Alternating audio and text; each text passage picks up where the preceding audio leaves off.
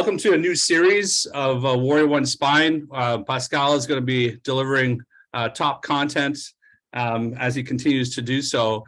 But we're also going to, you notice that we're getting into a little bit different vibe in terms of, we're getting into some coupling. And it's a little bit more, I would say, well, specific. Once you get some of the basics down, obviously, as experts, we want to just keep on digging deeper and deeper and deeper.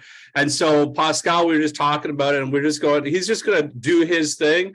But rest assured, though, is that for somebody that might be new for the first time or just joined the webinar series, these are all recorded and available to you. And actually, that's how I wanted just to start off today, is by showing you where you can access some of this amazing stuff. And I don't know about you guys, but I've watched now through Facebook advertising and Instagram advertising. I don't know if you realize how many chiropractic experts there are on the planet nowadays. They seem to be growing since January. And just to let you know is that some of what we're starting to see is a transition of some of these expert marketers. I don't have a problem with expert marketers, right?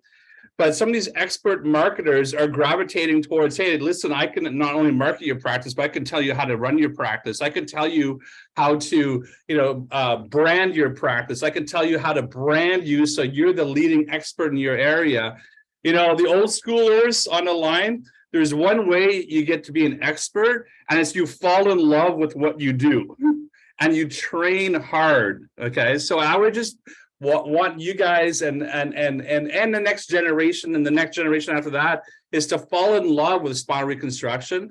And why we fall in love with spinal reconstruction is because of the stories behind it. It's about the miracles behind the spinal reconstruction, and recognizing we have the most research out there in terms of the principle. I'm not just talking about reconstruction, guys. I'm just talking about the more and more we dive deep into research, the more and more, there is a place for principled chiropractic. There's a place for above, down, inside out. There's a place for being a specialist within this profession. And there is a place and a need to keep X-ray part of this profession as a diagnostics tool, not only to diagnose prior to care, but to actually diagnose and prognose throughout the reconstruction process. So where can we find some of this stuff? Well, I'm just going to go over. So today we're going to be doing coupled motion patterns of the cervical spine. It's actually a pretty hot topic in different areas of, because I know Schulten talks about it. I know actually Dr. Hall talks about it too. So it's a pretty hot topic. So it's going to be really exciting to get into it. But before we get there, so always know you can go to the Warrior1Spine YouTube channel. Okay, and we've got a massive amount of content there. All you have to do is subscribe to the channel. I think we're approaching about 150 subscribers, which is great. And you can interact with all the information that you need for basically, at least next 10, 15 years of your practice, really. This is just cutting edge stuff, right? And so you just make sure you subscribe. And so as soon as we upload a new video, you get the messaging that says, hey, there's new video uploaded. So that's number one. Number two is if some of you like the Instagram because you're on your phone, don't want to do the YouTube thing. Also, part of the YouTube stuff sometimes has a lot of advertising, and sometimes you can get caught going down rabbit trails. You're going in for one thing and all of a sudden you're looking at another. So the Warrior1Spine Instagram. So when you go to the Instagram page at Warrior1Spine, on the top part of the Instagram page, you'll actually see a link tree, okay? Or, you'll hear people say a link in bio. Well, when you press that, what it does is it actually brings you to this page here. And then from this page, you can just actually directly watch the video, the latest release right there, okay? Right in that actually view box too. You don't have to go to the YouTube. It's going to actually play for you right there. So that's another way, Warrior1Spine Instagram. Now, the most exciting one that I'm really excited about is what we were talking about just at the last seminar, is that we have soft launched the Tactical Training Center, the Warrior Coaching Tactical Training Center, creating the Full Out You, becoming world class. We've got 18 users that have actually been testing it out over the past 3 weeks, and rave reviews, and just they're deep in, they're diving deep. So on this training center, what we actually see is you're going to be able to enter into different aspects of Warrior. So we have got our dream training coming out of the seminar in December. We've got our goals to reality training. Something news that we just put up there since the last seminar is that we actually have our Warrior worship. So it's scripture and playlists. So these are the exact playlists that were played. So with the click of a button, you can enter into the playlist that was actually played at the last goals to reality training. We actually have a Warrior1 playlist, morning time playlist. So here is the users that have been, the 18 users have access to the March 2023 morning time playlist. There's 22 songs. I think it's 2 hours and 14 minutes. And so we can actually, as we start our morning time all together, right across the country, right across the world, the Warriors can actually be listening to the same worship songs. We have Warrior1 Community. Warrior1 Community is basically Warrior Facebook, but without all the ads and stuff and security breaches. So this is basically everybody can text each other and upload stuff and upload images and just encourage each other. We have the Warrior procedure playbooks. That's day 1 to day 365, the whole deal. Got a Warrior Way 90 day, Warrior Circles, your practice, get the inside story out. That's storytelling your practice. I'll be getting I'll be diving deep in that for the next 6 to 8 months. Warrior Advanced Training, Warrior Business Leaders, Warrior Next Generation, Warrior Classics, and CWC. And at the bottom here, you see this is the other way you can access the Warrior1Spine webinar series, but actually even more than that. So right down here. So what I'm going to do right now, though, is that I'm going to come off of my Prezi, and I'm actually going to go live onto the training site here. So this is live. So we're live on the site right now. So you can see when you scroll down, you actually have all those areas I just talked about. And so if you came down and you went to products and the course products for Warrior Procedure Playbook, what you actually can see is you can see a walkthrough Hunt Club Chiropractic to see how our T-bars are set up. We have the whole Warrior Coaching field manual there that you can download and email to your team. There's Warrior Coaching sample team training scheduled for 20 weeks. We've got the whole Warrior Coaching CHA, Chiropractic Health Assistant Manual, and the checklist in the front desk. We've got all the reports. We have the reports. We've got the one-on-one day report, extra recommendations and financials. We've got the first adjustment. We got the pacing tracking videos. We got the reconversion stuff. So it's all there, and it's just a click of the button. But what I wanted to show you is I'm going to show you the dashboard. So this is something that you guys would see once you enter into your membership on the training center. So if you go to your dashboard, then you see the courses that you actually have access to. So we see all the ones that I was telling you guys about before. But under the Warrior1Spine, if you go to Warrior1Spine now, you just go resume course. So this is the actual dashboard that you will get. So you can see here Warrior1Spine webinars. So we got 22 webinars there. Okay, there's about, I don't even know how many. I think there's right now we have about 17 to 20 hours of content right here. But you can see how if I just go, okay, cervical curve correction using thoracic orthotics, boom, it's there. Improving curve correction with the prolordotic. We're just talking about that actually right here. Boom, we're going right there. Okay, so everything's there. Now, in addition to that, when you scroll down, so all those are the videos, but you can see the dental roll user guide. So some of us are always looking for user guides and stuff like that, or something to hand the patient maybe. So you go to the cervical dental roll user guide, boom, it's there. So you can download it. You can do whatever you want with it, Dental roll extension compression system instructions, boom, it's all there. so that it's just readily available for you. Okay, the templates, you know, everything, the old school stuff. So in addition to that too, some of you were at the 2019 Leadership Summit. So this is something that we haven't released before. This is the first time it's going to be released. So we actually have, I don't know, 6 hours of Michael Hall. Well, he was talking about the perspectives for the practicing chiropractor when it comes to cervical lordosis. So it's just like, you just go right to the video, whatever you want to see, all the statistics, all the research, it's right there. Also, the notes that he actually wanted people to have throughout the seminar, everything's all right there. Just so easy access for you. Dan Sullivan was at Leadership 2020. That's 331-minute video, which if you do the math is just over 5.5 hours plus one. And then here you go, all his stuff. Okay, so it's really, really powerful to be able to bring. And if you understand this, is whether you go to Pascal, whether you go to Dan, whether you go to Schulten, whether you go to, you know, here's Schulten. You guys remember how specific he got into like the anatomy of it? Like it was crazy anatomy, if you guys remember. And so when you talk about all these guys, it's the same message. That's what you have to start understanding. They might be coming at it with different principles or different techniques, okay? But it's the same, actually not different principles. I wouldn't even say different principles, different just engagement areas or different expertise, but it's the same message.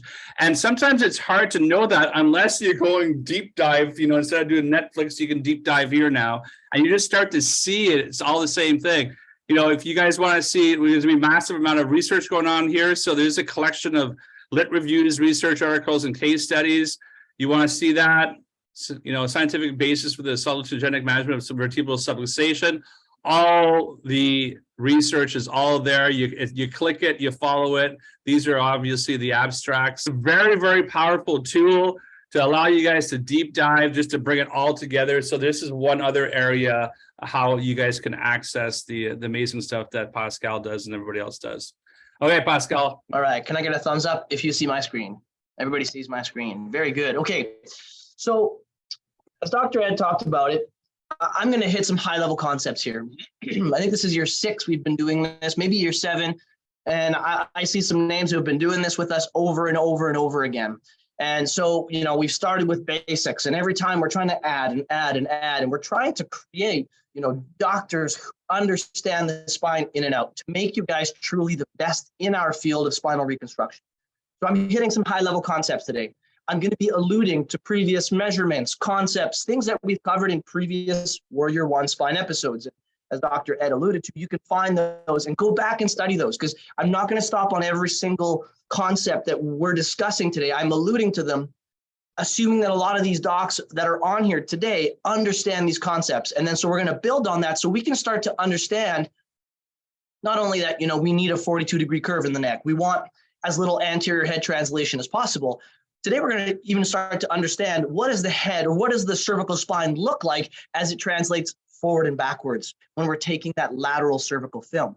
The more we understand, the better we become. And the more we can explain to our patients, the higher they sort of hold you in regard when they start understanding, wow, this person truly is the expert in their field. Okay, so we're going to talk about the coupling motions of the cervical spine. So we know that the lateral cervical film, per the model, if we don't have anterior head translation, should be the piece of a circle, right? So if we take our line between C2 and C7, right, our curve, we should have a 42-degree arc, and that should approximate the piece of a circle. Now, as the head starts to shift forward and backwards, though, that shape is going to change. As the head shifts forward, it's not going to look the same, right? And when we mean anterior head translation, we're using our standard measurement of the vertical axis line of C7 to C2. So as the head shifts forward, the cervical spine is going to take different shapes depending on what's happening in the spine. Is there ligamentous damage, or is it simply a normal lateral cervical curvature with bad posture and the head shifting forward? So today we want to understand that because it is a very important concept. And we're also going to touch on what the spine looks like when it goes backwards. posterior head translation. Although much less common, you're still going to see it in practice. So I'm going to show you a couple of examples in x-rays of patients with posterior head translation. What's more important than understanding what the global curve should look like, or that we have 42 degrees of arc in the neck, it's understanding what happens between every single segment in the spine. Because when you understand intersegmental coupled motions, this is where you're going to be able to identify what's called the normal coupling pattern when the head goes forward and backwards. So we have a 42-degree arc if we look at the global neck curve.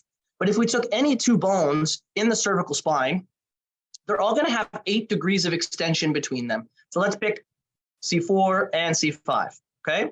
If I take my posterior tangent line, I put it down behind C4, and I put a line up behind C5, I measure that angle. That is 8 degrees, okay? And that is 8 degrees of extension, right? The lordotic arc, this direction, if I put an axis right here, so if I put like if you can imagine that's a dowel kind of running on the x-axis, the lordotic rotation is called extension. So every single segment in the cervical spine should have 8 degrees of extension, with the exception of C2 and C3. It's going to have 10 degrees of lordotic extension, simply because the dens is longer, right? C2 is a longer piece of bone, therefore it has a bigger piece of the arc, therefore it has 2 extra degrees of extension. So it's important to understand this, because when we're talking about the coupling patterns of the cervical spine, we're going to be referring to, hyperextension, or we're going to be referring to flexion. So if you hear me say hyperextension, it's because the two bones in the cervical spine are going to have more than 8 degrees if it's anything from C3 to C7, and it's going to be more than 10 degrees if it's at C2, C3. So when I'm saying you see extension or hyperextension, we're talking about an increase in that lordotic extension at any given segment. If you hear me refer to flexion, it's because you're going to see a kyphotic segment or kyphosis between a few segments in the cervical spine. In other words, not only do we don't have lordosis, we have the opposite rotation. So rotation around this is my axis, rotation around my axis this way is kyphosis, aka flexion. So I'm going to use the terms flexion, extension, flexion, extension. You have to understand this concept so that it all makes sense. So let's get into it. So anterior head translation. I'm going to tell you right now, I'm going to start off, I'm just going to drop the bomb on you guys. This person right here has a perfect neck curve, okay? He just has forward head posture. So I know this because I understand the coupling patterns. And what is that coupling pattern? Number one, I look at my anterior head translation, and it has to be moderate to large anterior head translation for this to happen. What's moderate to large? For today's purposes, we're going to talk about 30 millimeters to 50 millimeters, okay? Less than 30 millimeters, you're not going to see the normal coupling patterns. Above 50 millimeters, you're thinking of thoracic hyperkyphosis. So for today's conversation, when I'm talking about moderate to large anterior head translation for the normal coupling patterns, here's the world we're going to live in, 30 to 50 millimeters. So this patient, 46 millimeters, bang on, fits right in there, okay? The normal coupling pattern is lower cervical flexion. And so if I look here at C5, C6, I can see 3 degrees of kyphosis. So I have kyphosis in my lower cervical spine, and you're going to find a segment or two up top that's going to have hyperextension. So I go here, 13 degrees. Remember, at C3, C4, I should have 8. I have 13. So I have flexion followed by hyperextension. So if I see large to moderate anterior or moderate to large anterior head translation with a segment, it has to be below C5. So from C5 to C7, if I see a segment in flexion, and then above C5, if I see a segment in hyperextension, that's the normal coupling patterns. If I ask this patient to retract their head and retake the x-ray, you're going to see a perfect normal lateral cervical film. It's a pretty cool thing when you can do it. And then when you can show a patient that in a report of findings, it's awesome, right? You really show them that you understand your stuff.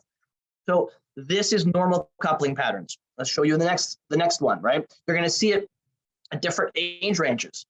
This age range, when you're seeing someone here in their 60s with more degenerative damage, although this is still the normal coupling pattern, this patient probably can't bring their head back to neutral right away on day one to have a normal cervical film, but it still gives me great hope that if I'm doing the right work with this patient has a perfectly normal coupling pattern and lordosis. We just have to drive their head back.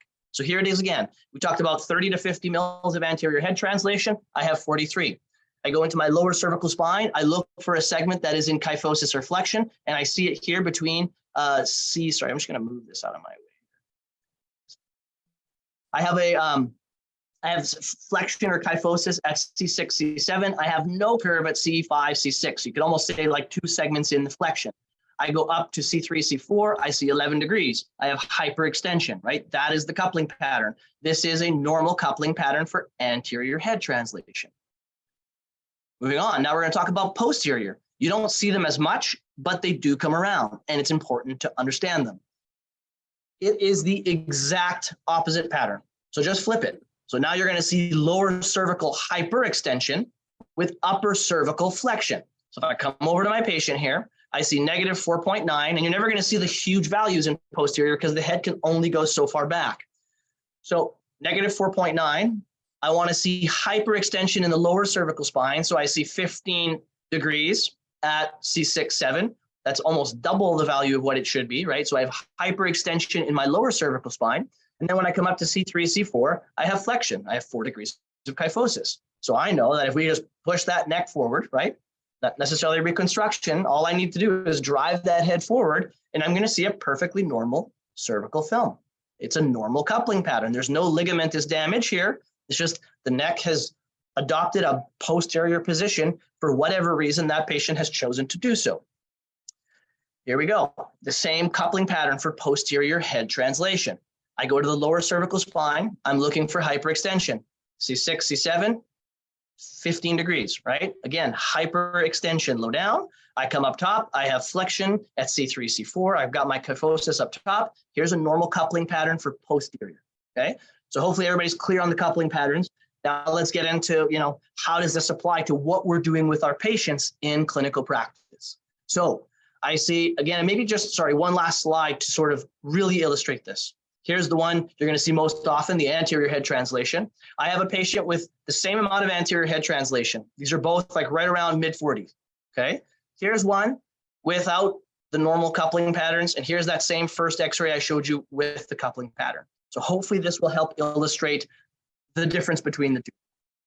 So here I've drawn this orange line, which is like that sigmoidal shape that we see in the normal coupling pattern, right? You see that flexion low down and the extension up top. It creates that long swooping S curve. On this patient on the left, without the normal coupling patterns, this is just a straight military neck, right? There's almost no flexion, no extension, there's nothing. If we have the normal coupling pattern, so this patient here has that sigmoidal S-shaped as I mentioned, right? Flexion low down, extension up top. I have this patient retract their head, and it's a perfect cervical film. And I'm going to show you this on my next slide. I literally have this patient just retract their head seconds later to show you. If I have this patient right here retract their head, nothing's going to happen. He's going to bring his head back, and it's going to be a military neck. There's no real flexion or extension between any of these segments. Maybe you could argue there's a tiny little bit of flexion at C2, C3, but this is a military neck. And so if this person draws their head back, there's no curve coming back in here because this is due to ligamentous damage. So on the left, we're going to say this needs spinal reconstruction.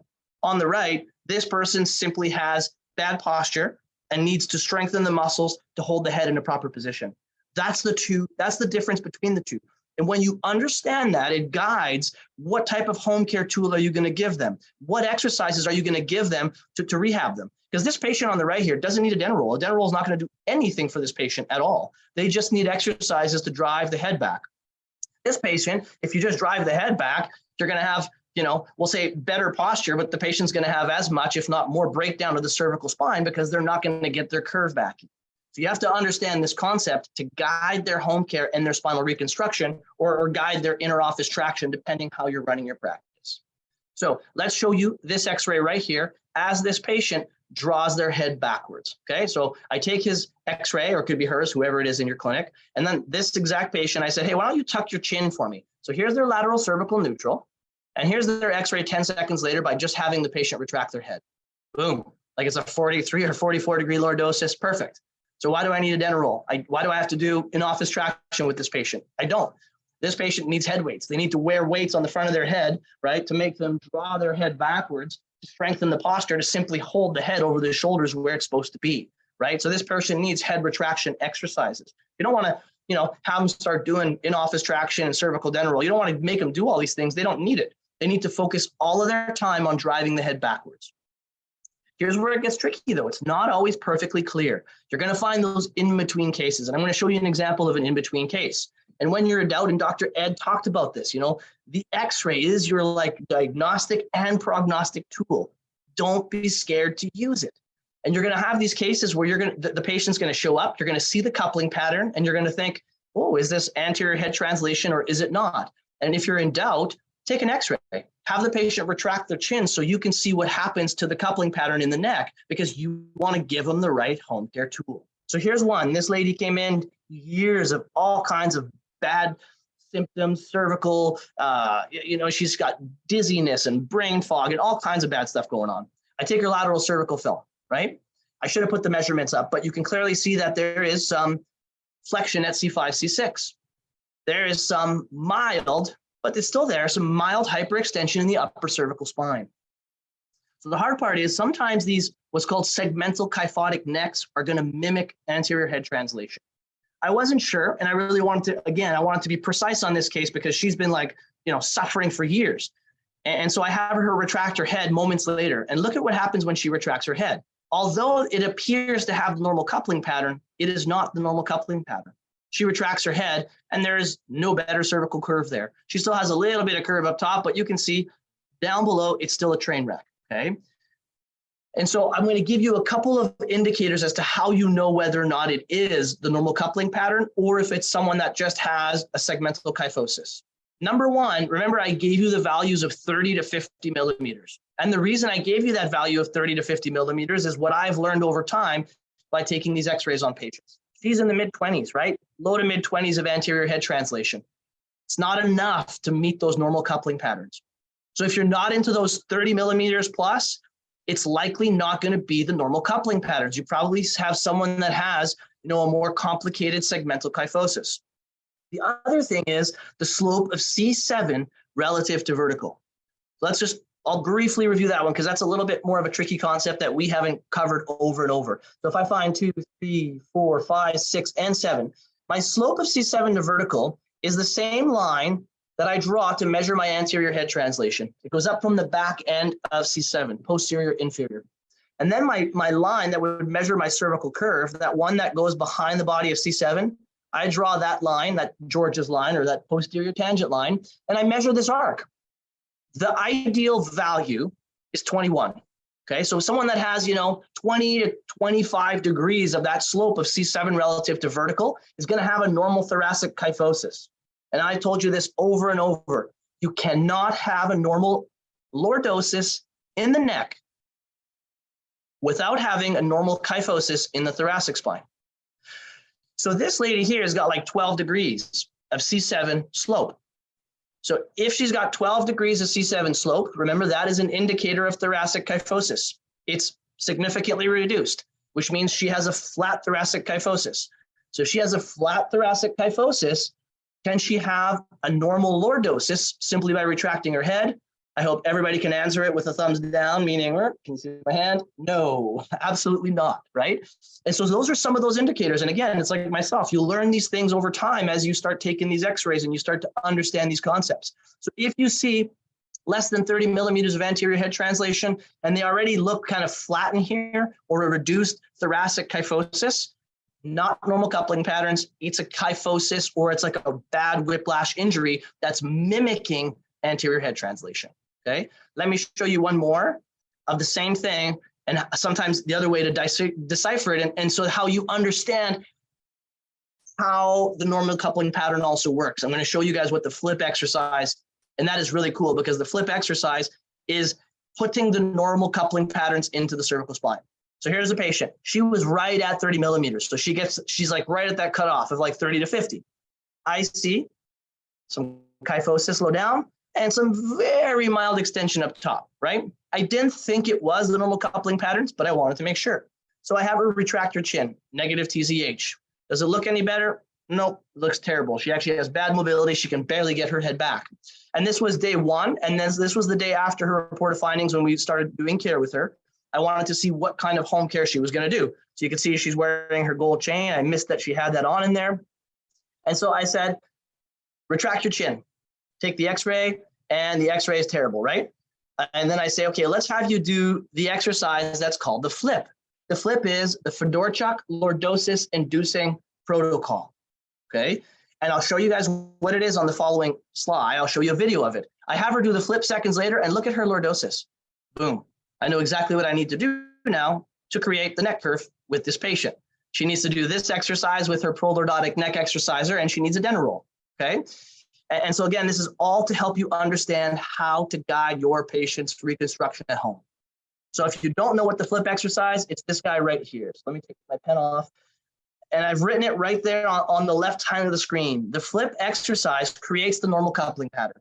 So here it is. Step one of the flip exercise. I drive my head forward. I'm creating roughly 30 to 50 millimeters of anterior head translation, right? So what has that done to my lower cervical spine? It has created flexion.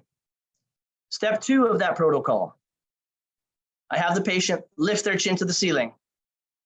What did that do to my upper cervical spine? It created extension up top, or hyperextension. Step three, I have the patient then, just like anybody with a normal coupling pattern would, I just say, hey, retract your head, bring the head back. And if I took an x-ray now, perfect lordosis. And I'm looking a little too high, I'd have the patient drop their chin slightly so we can retrain the ligaments and the posture properly, okay? I've taken x-rays on this over and over and over. It is amazing how well it works. And the reason it works is because you induce the normal coupling patterns of the cervical spine. So here it is. Lateral cervical film on day one. Seconds later, on the right here, please do this exercise for me. Head forward, chin up, retract your head, and then drop your chin slightly, and boom, there's a beautiful cervical lordosis. So understanding when you need, say, the flip exercise versus just a head retraction helps guide what you're going to do with the patient at home. So let's bring it all together, okay? So if I'm going to give the patient, we'll say, a dental roll, and every time a patient's doing a dental roll, remember, they're always doing the flip exercise with a prolordotic neck exerciser, right? That's the home care tools. You're going to see a loss of cervical curve, okay, without the normal coupling patterns. In other words, a military neck, segmental kyphosis, so on and so forth. And I put right here, I put an asterisk, does not apply for the posterior head translation. We'll cover that last. It's way simpler, the posterior head translation. I want less than 50 millimeters of anterior head translation, less than 25 degrees of slope of C7 relative to vertical, and my pizza of less than 75. So for the docs that have been doing this over and over again, and you've seen all of the webinars, I hope you guys are all catching that this is because values above 50, values above 25, and above 75 mean that I should be addressing thoracic hyperkyphosis. Okay? So if I have those indications, loss of curve, and my values meet this, the patient is doing a dental roll and a prolordotic. However, when you're going to find those cases that meet the normal coupling patterns, like I showed you, right? That segmental S shape in the neck curve, they've got loss of curve, like theoretically, because you're going to measure it and it's going to be like 20 degrees of curve. So it appears as a loss of curve. So I should have put like the appearance of a loss of curve, because it's not a true loss of curve. It's the normal coupling pattern, right?